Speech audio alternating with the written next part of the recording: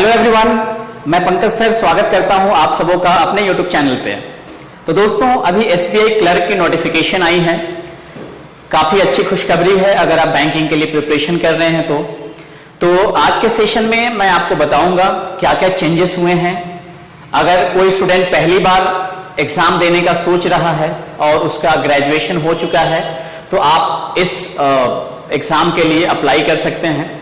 तो शुरू से लेकर लास्ट तक बने रहिए। इस सेशन में मैं आपके साथ सारी चीजें डिटेल में डिस्कस करूंगा कि वैकेंसीज कितनी हैं, क्या क्या क्राइटेरिया है, मींस आपकी क्वालिफिकेशन क्या होनी चाहिए, आपकी एज कितनी होनी चाहिए, कौन कौन से स्टूडेंट अप्लाई कर सकते हैं। तो ये सारी चीजों के ऊपर हम अभी डिस्कशन करेंगे।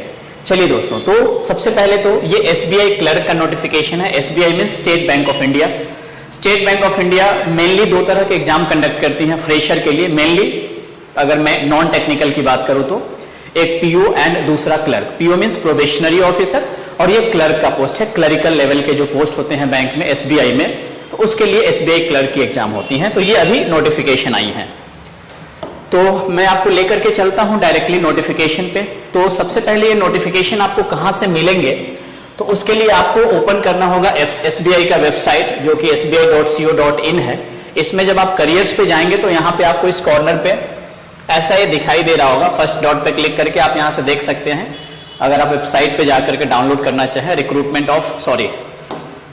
यहाँ पर रिक्रूटमेंट ऑफ जूनियर एसोसिएट। तो बेसिकली एसबीआई क्लर्क की जो वैकेंसीज है इसको हम एसबीआई जूनियर एसोसिएट ही बोलते हैं, ठीक है। तो यहां से मैंने नोटिफिकेशन ये डाउनलोड किया है। तो चलिए देखते हैं इसमें डिटेल में क्या क्या चीजें हैं जो आपके काम की चीज हैं, वो सारी चीजें हम डिस्कशन करेंगे। तो सबसे पहले तो बात यहां पे ये होती है कि टोटल कितनी वैकेंसीज हैं अभी। तो मैं आपको वैकेंसीज दिखा देता हूं। सबसे पहले नंबर ऑफ वैकेंसीज कितने हैं यहां पे। तो दोस्तों, टोटल वैकेंसीज जो हैं, अगर आपको ये दिखाई दे रहा हो, मैं थोड़ा सा और जूम कर देता हूं आपके लिए। अगर आप यहां पे देख पा रहे होंगे तो टोटल वैकेंसीज जो है यहां पे दैट इज 8283। टोटल वैकेंसीज कितनी हैं? 8283 टोटल वैकेंसीज हैं। बट क्लर्क की जो वैकेंसीज होती हैं वो स्टेट वाइज होती हैं। तो अगर आप जिस स्टेट से भी हो उस स्टेट से आपको अप्लाई करना होगा, है ना। ये जो वैकेंसीज होती हैं वो डिस्ट्रीब्यूट हो जाती हैं स्टेट वाइज। तो आप जिस स्टेट से भी बिलोंग करते हैं आपको उस पार्टिकुलर स्टेट का देखना होगा कि उस स्टेट के लिए कितनी वैकेंसीज है। जैसे मैं कुछ स्टेट्स का आपको यहाँ पे बता देता हूं। ये नोटिफिकेशन मैं अपने टेलीग्राम चैनल पे भी डालूंगा, तो वहां से जाकर के आप इस नोटिफिकेशन को डिटेल में देख सकते हैं। हालांकि मैं यहाँ पे सारी चीजें आपको बता रहा हूं। तो जैसे अगर मैं बात करूं यहाँ पे अहमदाबाद, है ना, तो अहमदाबाद या स्टेट की बात करें तो ये गुजरात स्टेट में आता है। तो उस सर्कल में टोटल जो वैकेंसीज हैं आप समझ सकते हैं, टोटल गुजरात स्टेट से टोटल 820 वैकेंसीज है। इसी तरह से अगर मैं सबसे ज्यादा वैकेंसीज की बात करूं तो सबसे ज्यादा वैकेंसीज है उत्तर प्रदेश से, जहां पे 1781 वैकेंसीज हैं। देन उसके बाद अगर मैं असम की बात करूं तो असम से 430 है असम में। अगर मैं बात करूं यहाँ पे बिहार की, तो बिहार में भी जो वैकेंसीज हैं ये हैं 415, है ना। देन उसके बाद राजस्थान में भी काफी अच्छी खासी वैकेंसीज है 940, तेलंगाना में 525 है। उसके बाद आपका कर्नाटका में 450 है। दोस्तों, अगर मैं महाराष्ट्र की बात करूं तो महाराष्ट्र में इस बार वैकेंसीज कम है। महाराष्ट्र में टोटल आपके 100 वैकेंसीज हैं, ठीक है। तो बेसिकली आप अगर महाराष्ट्र से अप्लाई करते हैं तो आपके लिए टोटल वैकेंसीज 100 रहेंगी। आप किसी और भी स्टेट से अप्लाई कर सकते हैं, बट एक चीज आप ध्यान में रखेंगे, जिस स्टेट से भी आप अप्लाई करते हो उस स्टेट का रीजनल लैंग्वेज आपको पता होना चाहिए। क्योंकि क्लर्क के एग्जाम में एक जो टेस्ट होती है एलपीटी, लैंग्वेज प्रोफिशिएंसी टेस्ट, वहां पे बेसिकली ये टेस्ट किया जाता है कि जिस स्टेट से आप अप्लाई कर रहे हो उस स्टेट का आपको रीजनल लैंग्वेज आना चाहिए, है ना। तो इसलिए आप फ्री हो किसी भी स्टेट से अप्लाई करने के लिए, बट एक चीज आप अपने दिमाग में रख के अप्लाई करना कि जिस स्टेट से भी आप अप्लाई कर रहे हो उस स्टेट का आपको रीजनल लैंग्वेज आपको पता है कि नहीं है। जैसे अगर कोई महाराष्ट्र से अप्लाई करता है तो उसको मराठी लैंग्वेज आना चाहिए। अगर कोई कर्नाटका से अप्लाई करता है तो वहां का उस स्टेट का जो रीजनल लैंग्वेज होगा वो आपको आना चाहिए। आप एग्जाम दे सकते हैं, बट जब एग्जाम पास करने के बाद आपका लैंग्वेज प्रोफिशिएंसी टेस्ट लिया जाएगा। अगर उसमें आप पास नहीं कर पाते हैं तो फिर आपको फेल कर दिया जाएगा, ठीक है। चलिए, तो ये तो हमने बात कर लिया वैकेंसीज की। उसके बाद बात ये कर लेते हैं, देखो लाइक इसका फॉर्म फिलअप कब से शुरू हो रहा है, तो बेसिकली यहां पे ऑनलाइन रजिस्ट्रेशन जो है इसका आप देख सकते हैं 17 नवंबर से 7 दिसंबर। तो बेसिकली आप ये जो चीज है आप कब से इसको अप्लाई कर सकते हैं, ऑनलाइन रजिस्ट्रेशन कब से शुरू हो रहा है, तो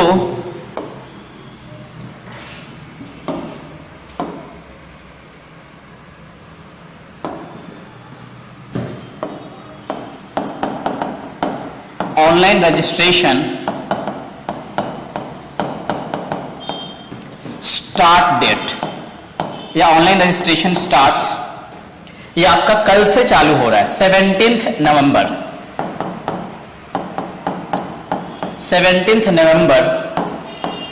2023। दैट मीन्स आप कल से इसका फॉर्म फिलअप कर सकते हैं। ऑनलाइन रजिस्ट्रेशन कल से इसका चालू हो रहा है और ये खत्म कब होगा, कब तक ये लास्ट होगा,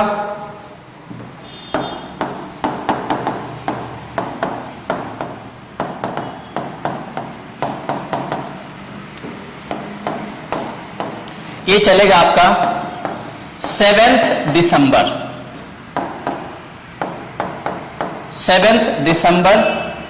2023 तक आप इसका फॉर्म अप्लाई कर सकते हैं। तो दोस्तों अगर यहां पे देखा जाए तो 17 लगभग आपके पास 20 डेज का टाइम है। 20 डेज लगभग अप्रोक्सीमेटली आपके पास 20 दिन है, लेकिन फॉर्म आप 2-3 दिन के बाद आप फिलअप कर सकते हैं। लास्ट मोमेंट का वेट मत करना कि आप 7 को आप फॉर्म फिलअप करना शुरू कर रहे हैं, ऐसा मत कीजिएगा, नहीं तो फिर ट्रैफिक ज्यादा हो जाता है, फिर आप फॉर्म फिलअप नहीं कर पाएंगे। ठीक है, तो ये तो हो गई बात की आपका फॉर्म कब से फिलअप हो रहा है। नाउ आगे देख लेते हैं। देखो उसके बाद एक जो डाउट होता है कि आपकी क्वालिफिकेशन क्या होनी चाहिए। मेन चीज होता है कि आपकी क्वालिफिकेशन यहां पे क्या रिक्वायर्ड है। क्वालिफिकेशन कौन कौन से स्टूडेंट इसको अप्लाई कर सकते हैं और उनकी क्वालिफिकेशन क्या होनी चाहिए, कौन स्टूडेंट अप्लाई कर सकते हैं। तो दोस्तों यहां पे आपको ध्यान में रखना है वो सभी स्टूडेंट इसके लिए अप्लाई कर सकते हैं जिनका ग्रेजुएशन हो चुका है। वो सभी स्टूडेंट यहां पे फॉर्म अप्लाई कर सकते हैं जिनका क्या हो चुका है, जिनका ग्रेजुएशन हो चुका है, जिनका ग्रेजुएशन हो चुका है। वो ग्रेजुएशन किसी भी स्ट्रीम से उन्होंने किया हो, चाहे साइंस से किया हो, चाहे आर्ट से किया हो, चाहे कॉमर्स से किया हो, किसी से भी, किसी भी बैकग्राउंड से, किसी भी स्ट्रीम से उन्होंने अगर ग्रेजुएशन किया है वो लोग अप्लाई कर सकते हैं। अब कुछ स्टूडेंट का ये डाउट होगा कि जो लोग फाइनल ईयर में हैं क्या वो लोग भी अप्लाई कर सकते हैं इस फॉर्म के लिए। यस, तो दोस्तों जो लोग फाइनल ईयर में हैं वो लोग भी यहां पे अप्लाई कर सकते हैं। ग्रेजुएशन के फाइनल ईयर में जो लोग हैं वो भी अप्लाई कर सकते हैं, लेकिन उनका रिजल्ट एक कंडीशन दिया हुआ है, उस समय तक आपके पास उसका रिजल्ट आ जाना चाहिए। मैं वो डेट आपको दिखा देता हूं कि आपका रिजल्ट कब तक आ जाना चाहिए। तो दोस्तों आप यहां पे क्लियरली देख सकते हैं, ये मेंशन किया हुआ है कि those who are in the final year semester of their graduation may also apply provisionally subject to the condition that if provisionally selected they will have to produce proof of having passed the graduation examination on or before 31st December 2023। that means एक तो अगर आप graduation आपका हो चुका है तो आप अप्लाई कर सकते हो, और दूसरे उस कंडीशन में भी आप अप्लाई कर सकते हो कि अगर आपका ग्रेजुएशन अभी नहीं हुआ है, फॉर्म आपने फिल कर दिया, लेकिन आपका रिजल्ट जो होना चाहिए 31 दिसंबर 2023 को या उससे पहले आपका रिजल्ट आ जाना चाहिए, तो आप इसके लिए एलिजिबल हैं, आप इसके लिए अप्लाई कर सकते हैं। आई बिलीव कि क्वालिफिकेशन में आपको कोई भी डाउट नहीं होगा कि कौन स्टूडेंट अप्लाई कर सकता है। फिर से सुन लो, या तो आपका ग्रेजुएशन होना चाहिए, या तो अगर आपका ग्रेजुएशन नहीं हुआ है लेकिन अगर आप फाइनल ईयर में हैं या फाइनल सेमेस्टर में हैं, फिर भी आप अप्लाई कर सकते हैं, लेकिन आपका रिजल्ट 31 दिसंबर तक या उसके पहले आ जाना चाहिए। ठीक है, चलिए, मींस आ जाना चाहिए मींस जब आप सर्टिफिकेट दिखाएंगे फाइनल सिलेक्शन होने के बाद, तो आपका रिजल्ट 31 या उसके पहले का होना चाहिए। अगर आप 31 के बाद में पास होते हैं फिर उस चीज को वैलिड नहीं माना जाएगा। ऑलराइट, नाउ तो तो ये तो बात हमने कर लिया कि आपकी क्वालिफिकेशन क्या होनी चाहिए, ठीक है। चलिए अब हम बात कर लेते हैं यहां पे कि आपकी एज कितनी होनी चाहिए, आपकी एज की क्या क्राइटेरिया है, आपकी एज क्या होनी चाहिए, एज, आपकी एज कितनी होनी चाहिए। तो अगर मैं यहां पे एज की बात कर लूं तो चलिए दोस्तों फिर से देख लेते हैं एज के बारे में आपको क्या दिया गया है।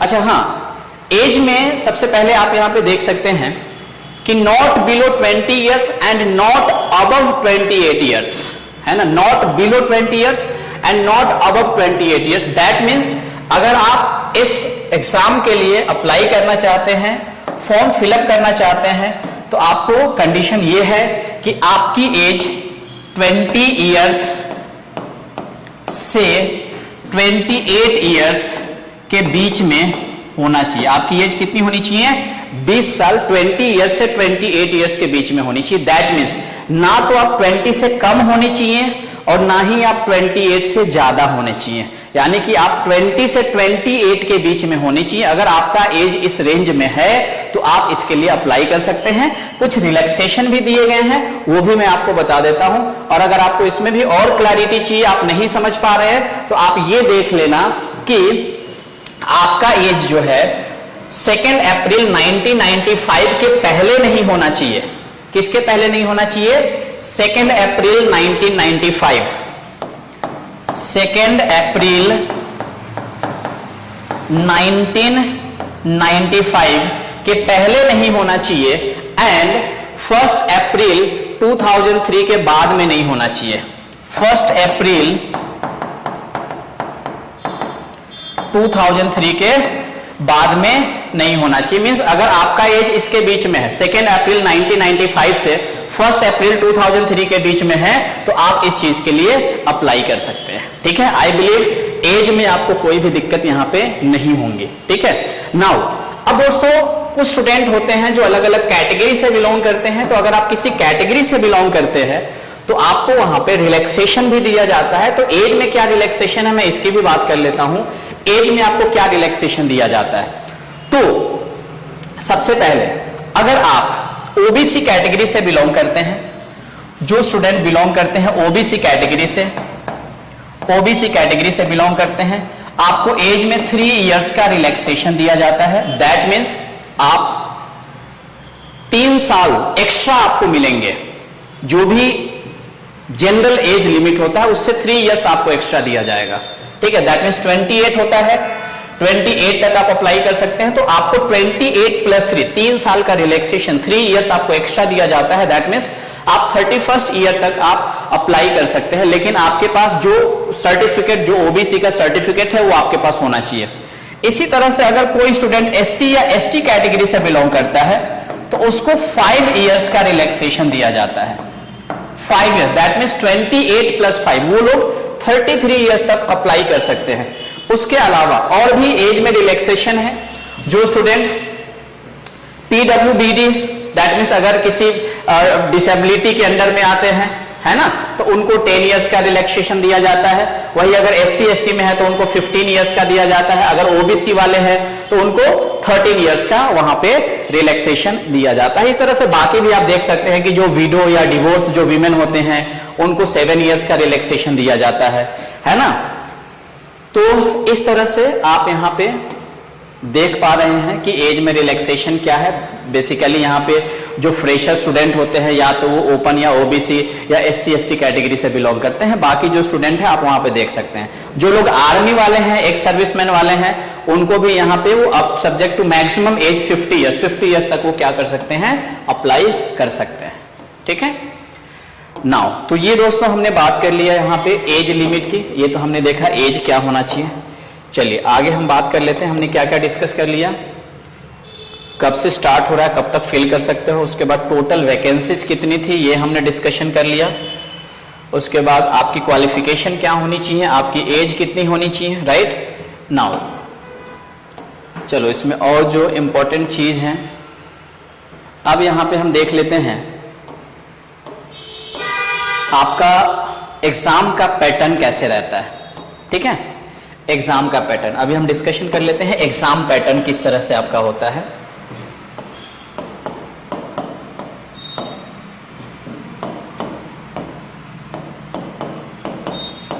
Exam pattern.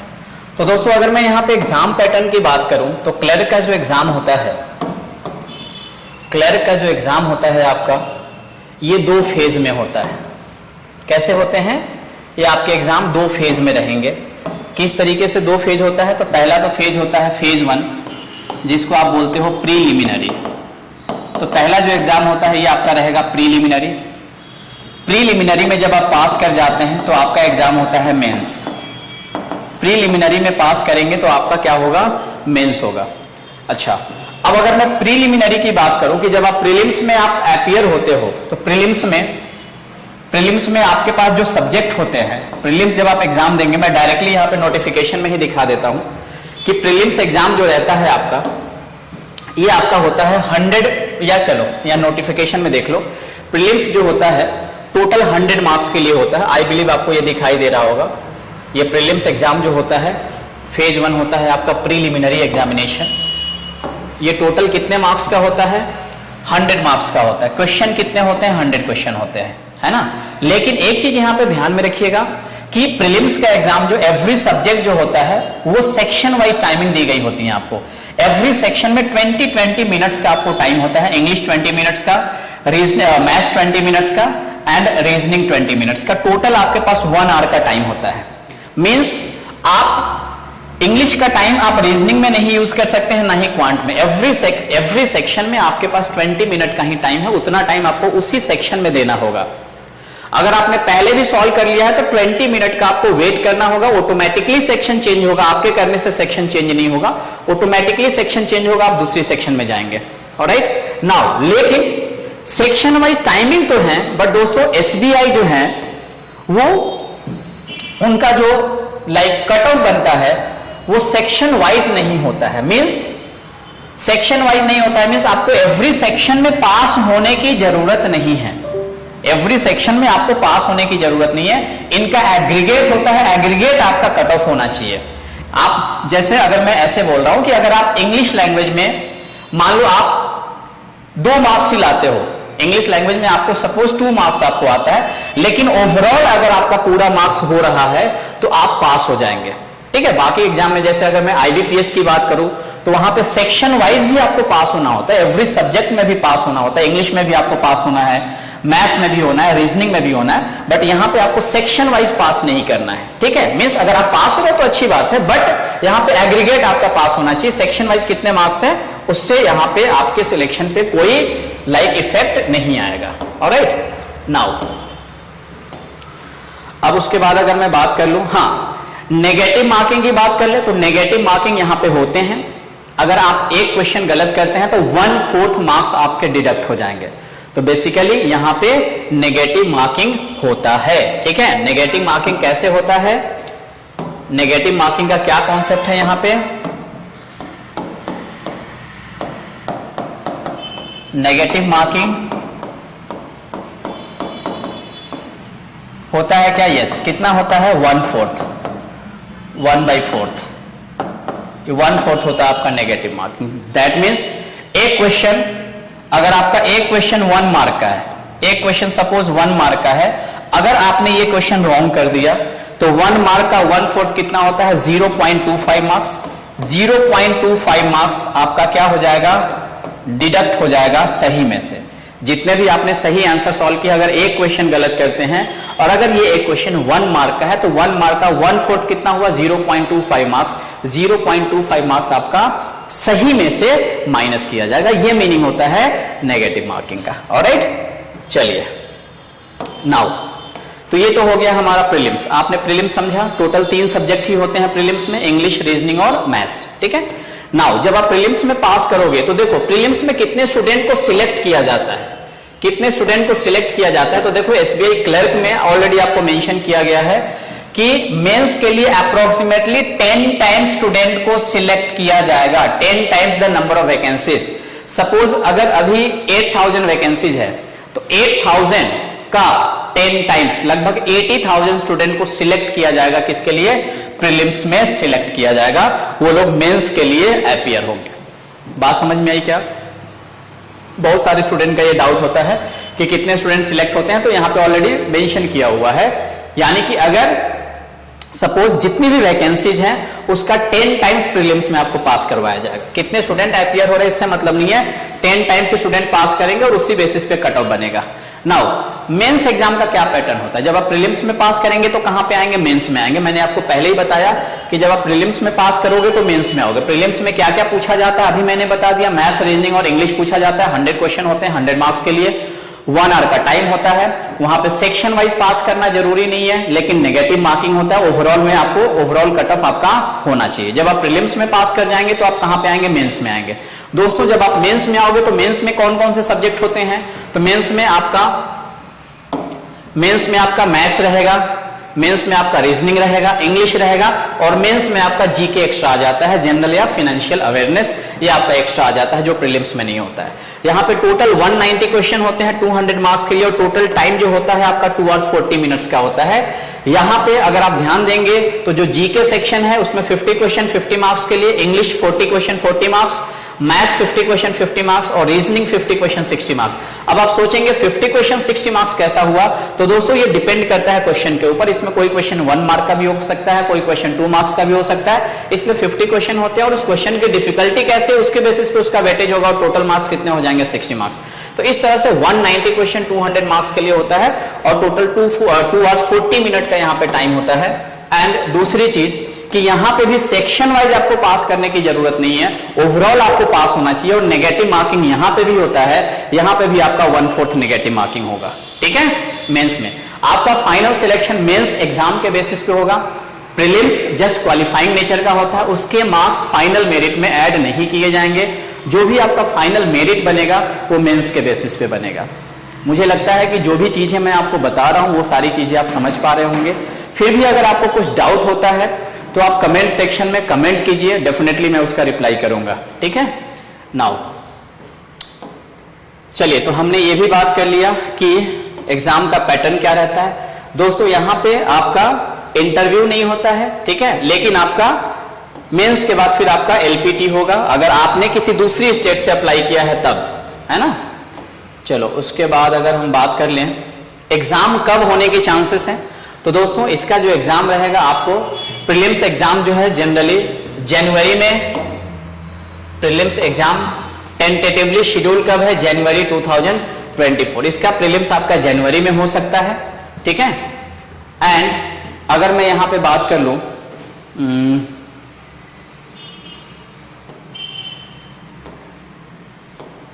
ठीक है, तो प्रीलिम्स आपका होगा जनवरी में,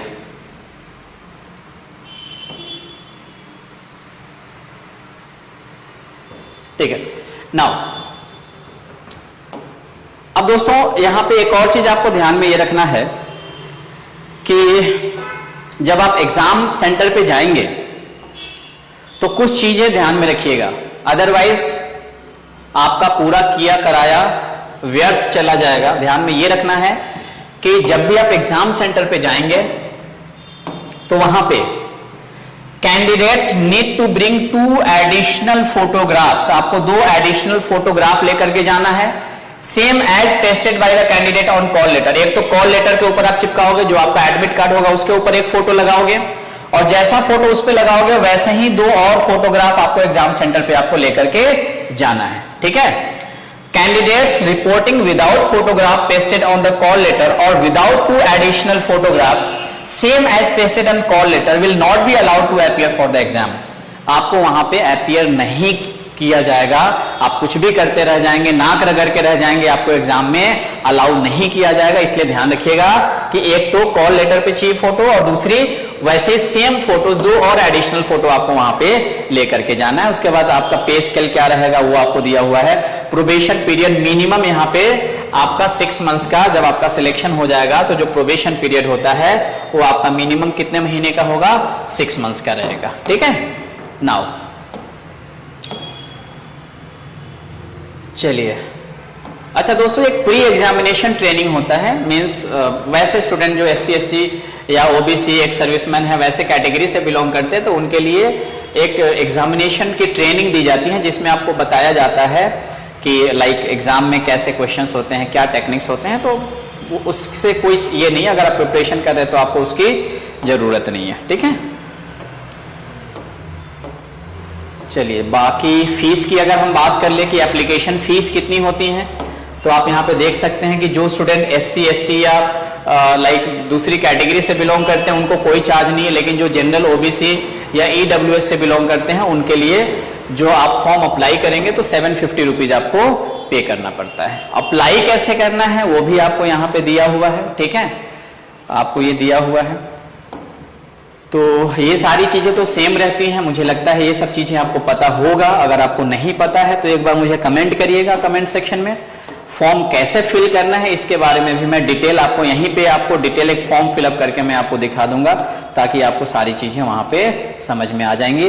अब एग्जाम सेंटर जिस स्टेट से अप्लाई कर रहे हैं उसी स्टेट में आपका एग्जाम सेंटर रहेगा, और कहाँ कहाँ रहेगा तो ऑलरेडी ये लिस्ट दिया हुआ है, आप यहाँ पे देख सकते हैं कि कहाँ कहाँ पे आपका लिस्ट लाइक एग्जाम रहेगा। जैसे अगर कोई स्टूडेंट महाराष्ट्र से अप्लाई कर रहा है तो उसका जो एग्जाम सेंटर अहमदनगर, अकोला, अमरावती, छत्रपति संभाजी नगर, कहाँ पे, औरंगाबाद, धुले, जलगांव, कोल्हापुर, लातूर, मुंबई, थाने, नवी मुंबई, नागपुर, नांदेड़, नासिक, पुणे, रायगढ़, सांगली, सतारा, सोलापुर, ऐसे ये जिस स्टेट से भी आप अप्लाई करोगे ऑलरेडी यहाँ पे दिया हुआ, तो आप ये नोटिफिकेशन लेकर के आप वहां पे देख लेना डिटेल में, है ना। उसके बाद तो फॉर्म लाइक फोटोज कैसे अप्लाई कर, ये स्कैन कैसे करना है, आपको सिग्नेचर कैसे करना है, वो सारी चीजें आपको यहाँ पे दी गई है, तो आप यहाँ से डिटेल में वो चीजें देख सकते हैं, ठीक है। तो दोस्तों ये कुछ इंपॉर्टेंट बातें थी इस नोटिफिकेशन के बारे में जो मैंने आपके साथ शेयर किया। तो अगर आपको इसमें कुछ भी डाउट रहे तो कमेंट करो, और मैं डेफिनेटली उस चीज को रिजॉल्व करने की कोशिश करूंगा, ठीक है।